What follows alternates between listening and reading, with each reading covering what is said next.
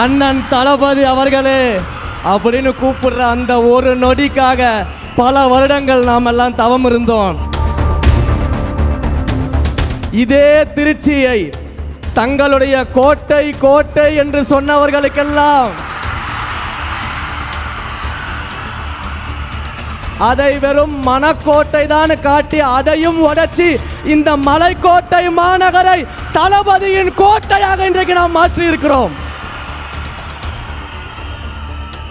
இந்த இடத்துல இருக்கக்கூடிய பல பேரை இந்த இடத்துக்கு கொண்டு வருவதற்கான வரலாற்றிலேயே ஒரு தலைவர் இருக்கிறார் என்றால் அது நம்முடைய தலைவர் அவர்கள் மட்டும்தான். வருங்காலத்தில் எதிர்கட்சியே இல்லாத சட்டமன்றத்தில் எங்கள் அண்ணனை முதலமைச்சராக அமர வைப்போம்.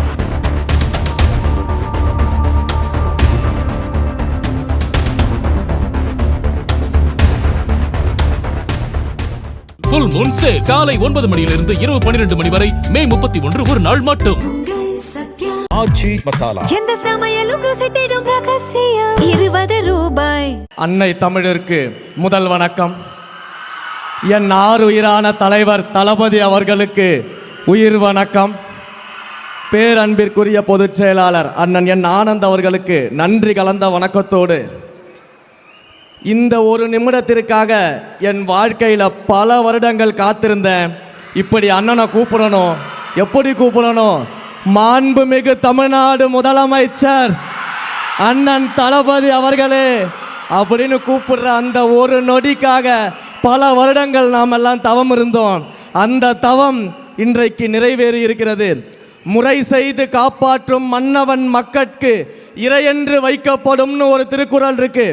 நீதி நெறி தவறாமல் ஆட்சி நடத்தும் ஆட்சியாளரை மக்கள் தலைவராக இறைவனாக கொண்டாடுவார்கள் அப்படிங்கிற திருக்குறள் நம்முடைய மாண்புமிகு முதலமைச்சர் அவர்களுக்கு பொருந்தும். இன்றைக்கு இந்த திருச்சியில் அண்ணன் அவர்கள் நன்றி சொல்வதற்காக வந்திருக்கிறாங்க. இதே திருச்சியை தங்களுடைய கோட்டை கோட்டை என்று சொன்னவர்களுக்கெல்லாம் அதை வெறும் மனக்கோட்டை தான் காட்டி அதையும் உடைச்சி இந்த மலைக்கோட்டை மாநகரை தளபதியின் கோட்டையாக இன்றைக்கு நாம் மாற்றி இருக்கிறோம். சாதாரண நபர்கள் எல்லாம் வேட்பாளராக நிற்க வச்சிருக்கிறாரு. சாதாரண குடும்பத்தவர்களை வேட்பாளராக நிற்க வச்சிருக்கிறாரு.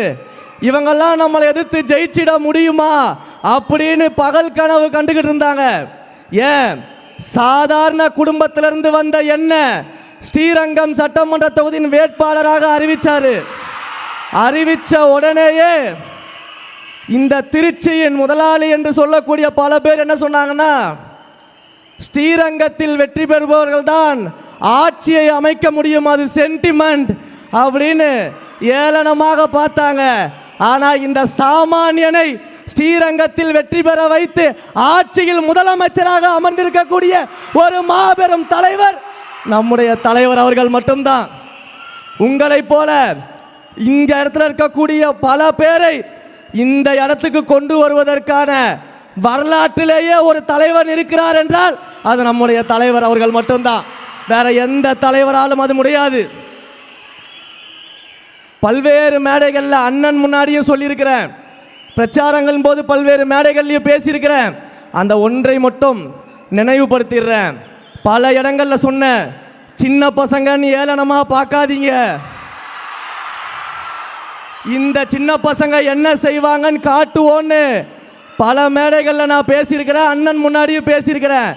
இப்போ அதே மாதிரி பார்க்கிறவங்களுக்கு இன்னொன்று சொல்லிட்டு ஒரு உறுதிமொழியை சொல்லிட்டு நான் கிளம்பிடுறேன். எழுதி வச்சுக்கோங்க, இந்த சின்ன பசங்க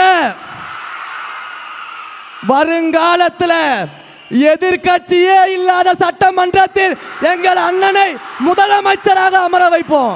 இது வருங்காலத்தின் வரலாறாக மாறும். மாண்புமிகு முதலமைச்சர் அவர்களுக்கு என்னுடைய நெஞ்சார்ந்த நன்றியை தெரிவிச்சுக்கிறேன்.